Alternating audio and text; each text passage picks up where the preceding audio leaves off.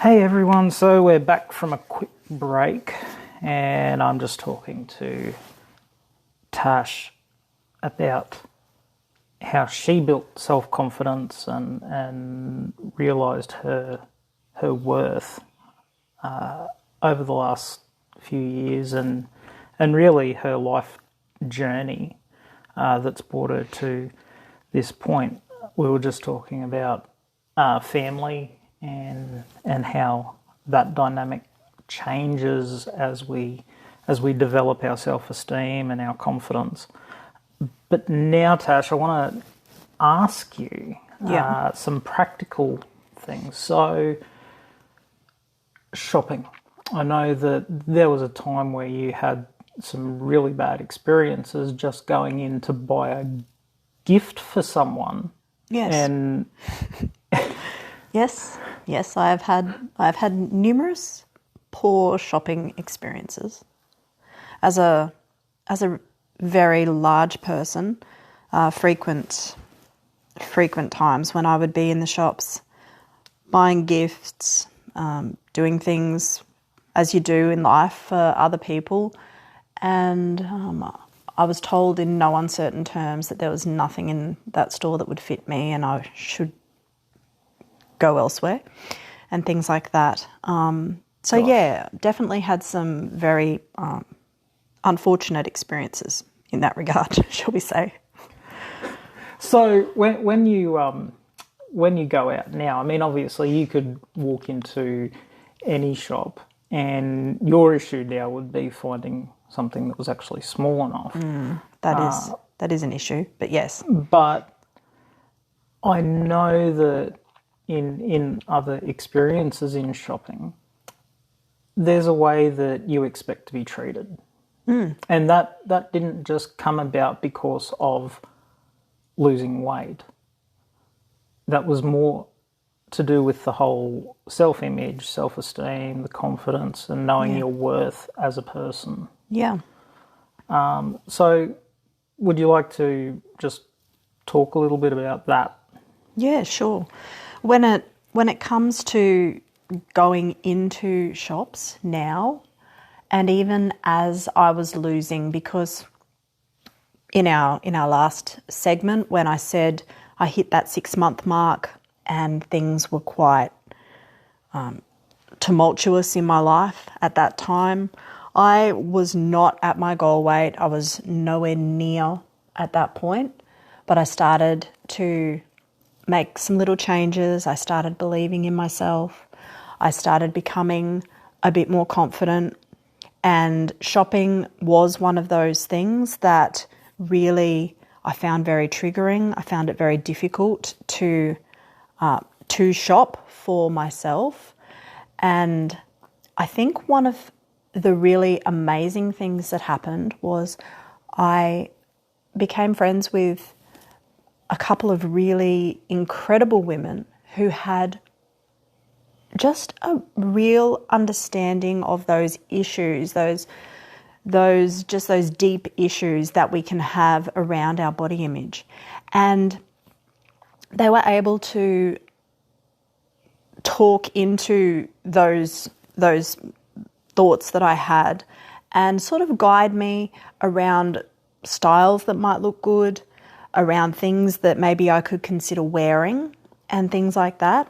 And so how I found those people were through Bariatric Support Australia, the Facebook group that we do run.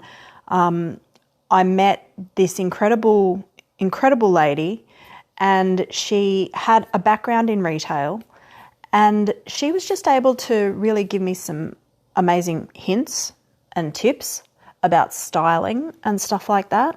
And I started to find myself feeling just a bit more confident when it came to going into a store. I also was able to articulate when I would go into a store what I was looking for.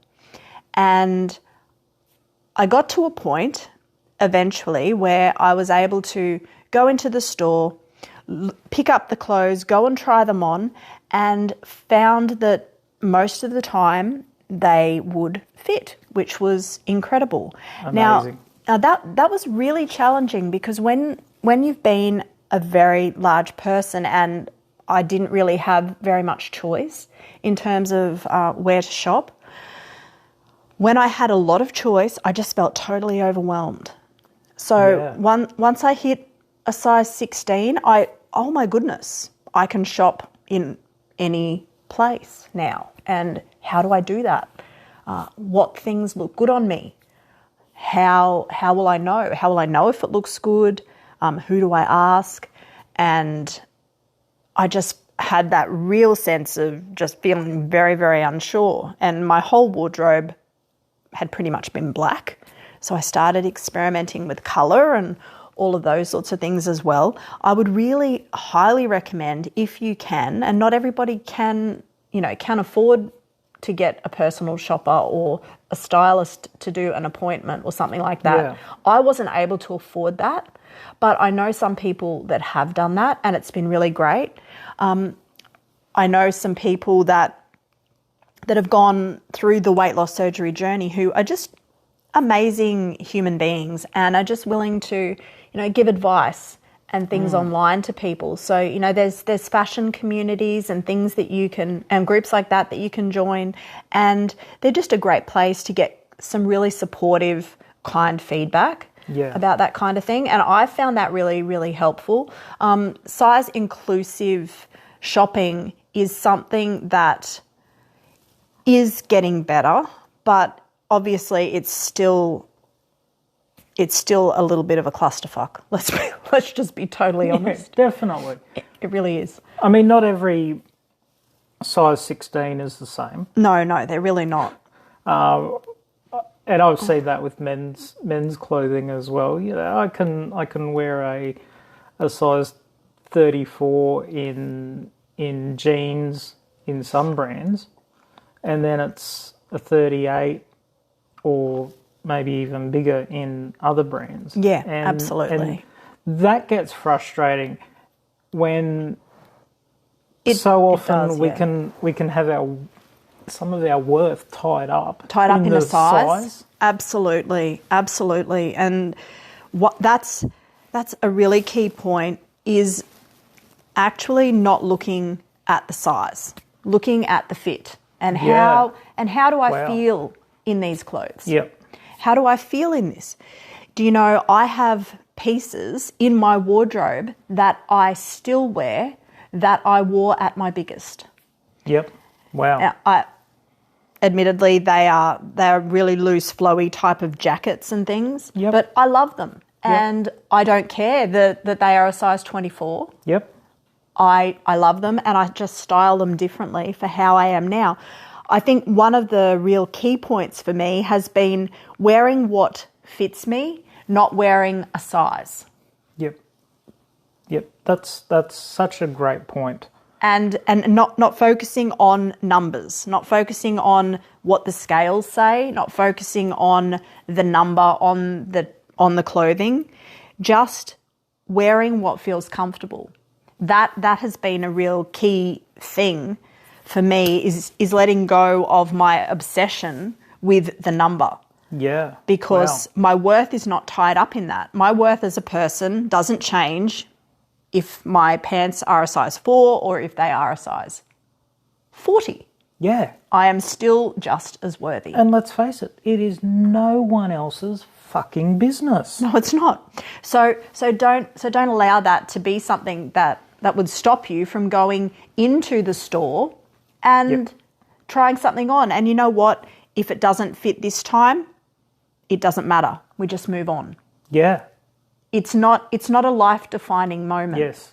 And it's not a personal attack that something doesn't fit. No, it's not. It's just, oh well, it doesn't fit, and we move on. We can really do ourselves a lot of harm if we become really focused. And I know this from personal experience because I've been there, where I was just so broken because something didn't fit me. Yeah.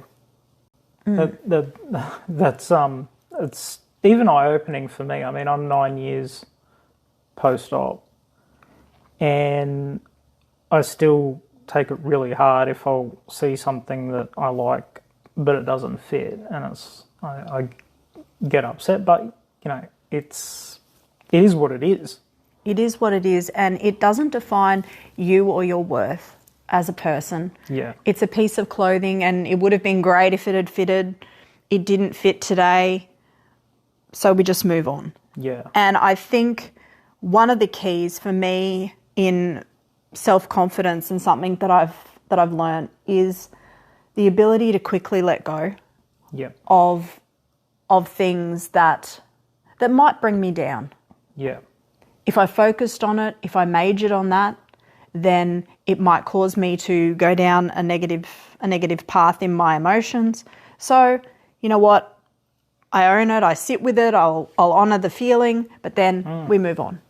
And I've seen this said, and I've actually seen it, heard it said to you, that it's easy for you because you've lost so much weight and you're so small.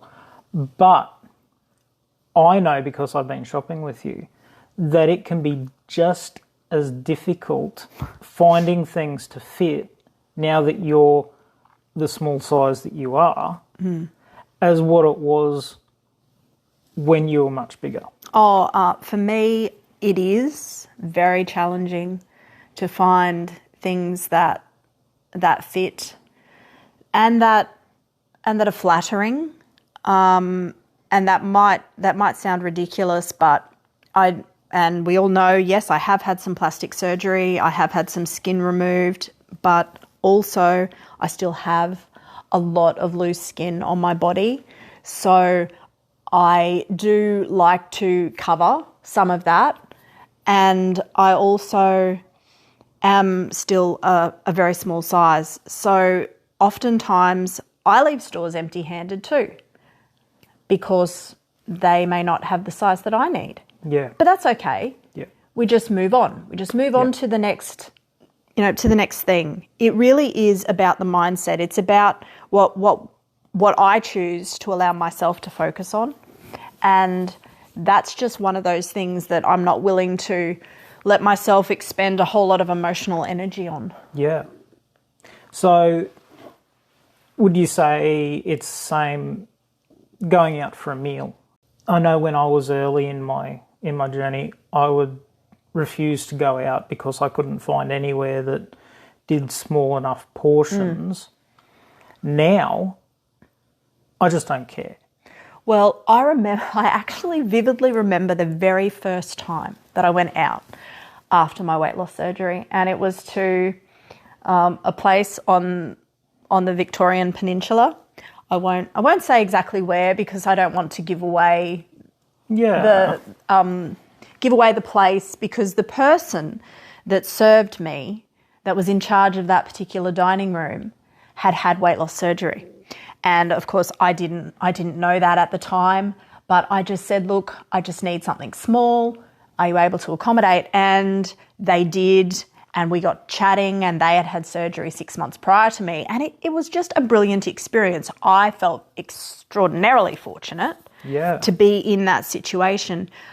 And I was also confident to say, okay, I have had surgery. Not everybody wants to disclose their medical information, and that's 100% fine. For me, I did that, and it was a good experience. I've eaten out a lot, and I was incredibly nervous at the start. I also have the added complication of having celiac disease, so I'm always conscious of gluten, and I'm always conscious of the size of the meal. But now I just enjoy and love going out with my friends and my family, and I allow that to be the focus, not the food. Obviously, great food is wonderful, and it's really nice to have an awesome meal that you can enjoy. But for me, it's a case of looking up from the table and seeing the people that are seated there with us, and just enjoying and soaking in those moments. So that has also been a change. For me, I used to be that person who knew the menu. I knew exactly what I was going to eat before I went somewhere. Yep. I had looked at that thing. I'd salivated over it already. Now I still, briefly glance over it just to see if there's anything gluten-free, and then I just joyfully and happily go to the restaurant with the very, very conscious thought in my mind, how fortunate am I to have beautiful family, great friends that want to spend time with me. Yeah. I'm going to make this an awesome experience where we get to connect rather than me connecting with whatever it is that's on the plate. Yep. That is huge. Yeah. Because I used to do the same thing. I'd have it all planned out, knew exactly what was happening. Now, to me, I'll even go to a buffet and it's worth the $40, $50 Whatever it is, because I'm spending time with my family. Because of who's there. And who's there. And for me, we actually went to a buffet just before we moved down to Geelong. And I had people say to me, well, why are you going to a buffet? You can't eat anything. I went because it was a birthday. Yeah, absolutely. For one of our family, and it was worth every cent to sit there and spend time with our family. Yeah, absolutely. Absolutely. So I think that's an important thing to remember, that it's a small price to pay when we get to spend time with people that we care about and that care about us. But going on from that, how often do we have family that are not supportive? So this is such a topic, isn't it? Oh, it is massive. I don't think that there's a day goes past on BSA where this topic doesn't come up in some form or another. I agree. Whether it be a post, whether it be comments, whether it be in chat groups, whatever, this is a topic that we know and that I know is a really difficult one for so many people. So if this is something that you've struggled with, I'm so sorry. I really am. You deserve love and kindness and support. Yeah. And you are worthy of that, and you are allowed to make choices for your health and for your life that are going to be good for you. Yeah. And that is the primary thing to remember. And so for me, I honestly was extraordinarily fortunate in that my family was supportive. I didn't ask anybody's opinion. I didn't even ask my husband's opinion. I just went ahead, made the appointment. I actually went to the appointment on my own, not because he didn't want to be there. He was working. We don't do the whole attending each other's medical appointments thing, usually.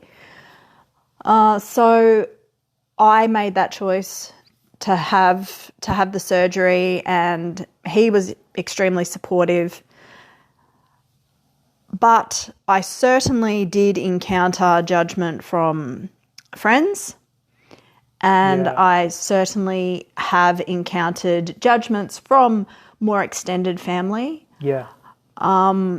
Who, choose to have whatever opinion it is that they have. But one of the most powerful things that I've realised is that their opinion isn't my business, and I don't need to allow myself to be worried about the opinion that they might have. Yeah. And again, that's been a real freeing thing for me, because it's enabled me to be kind in situations where once it would have really upset me. Yeah. It would have really upset me, or they think blah, blah, or they've said blah, blah. Well, whatever they've said or whatever they think, That's on them. I can be kind. It doesn't matter because, like, obviously their opinion matters to them and that's okay, but their opinion doesn't affect me. It doesn't change what I'm doing or who I am or the direction that my life's going in. So I just don't allow it to be something that I focus on. That's so good. So quick scenario. Yeah. You walk into a family gathering with extended family, say Christmas. Let's do a big event. Oh, Tash, why aren't you eating? And how would I respond to that? Yeah. Oh, I am eating. But you're fading away to nothing. I'm feeling so well and so healthy. You look really great. How are you feeling? That's awesome. So it's putting it back on them. Yeah.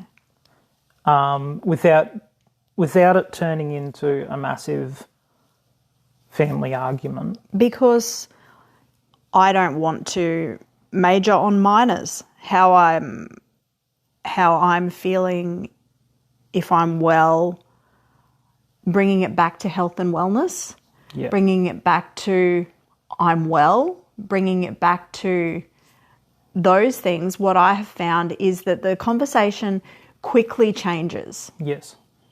When you focus on, I'm really well, how are you doing? Yeah. And then I've just found that it's a really empowering way to have those kind of conversations, and it just rolls off my tongue these days because that's how I respond in those situations. And I know you do because I've been there when it's happened, and I sit there with a cheesy grin on my face. Yes. Quite often, to be fair, quite often, Tash will respond like that. My response in the past has tended to be, it's none of your fucking business.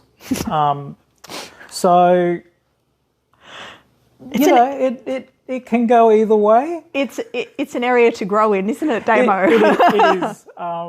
See, I still have some growing to do, but, it's okay. Because it was also different for me when I had my surgery done. I actually had members of our family just cut me off. I had a couple of family members I overheard talking about me going, oh, Damo's not the fattest one in the family anymore. And they were genuinely disappointed.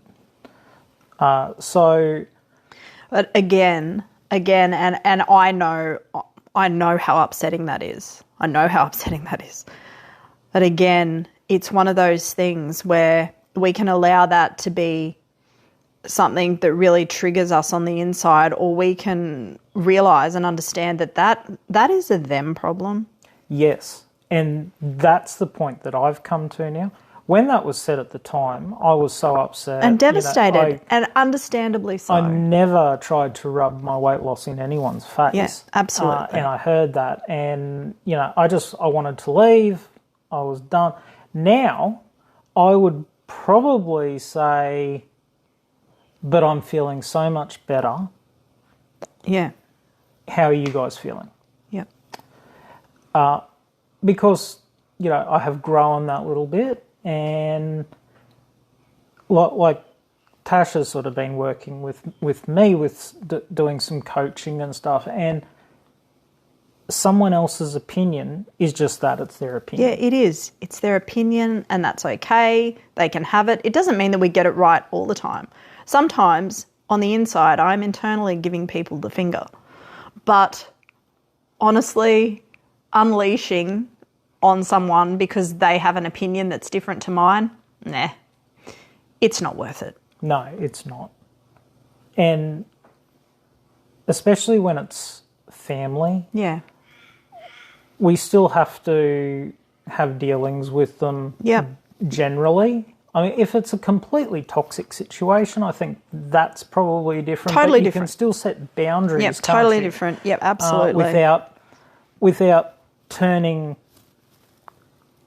Christmas into War. a shit show or something. Yeah.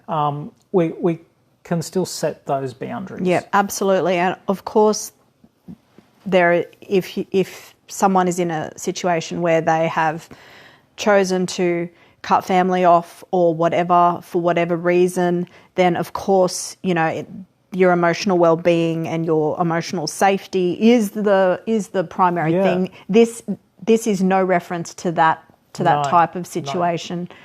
No. This is reference to those snipey little comments that can be made in general. That we see people lamenting the fact that they have to go to a Father's Day breakfast or absolutely, to someone's birthday where they know cousin whoever is going to make comments. Yep, that's right.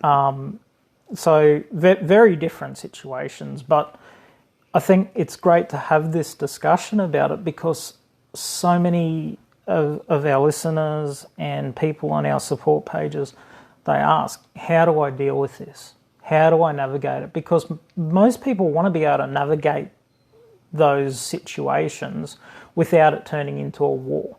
Yeah, 100%.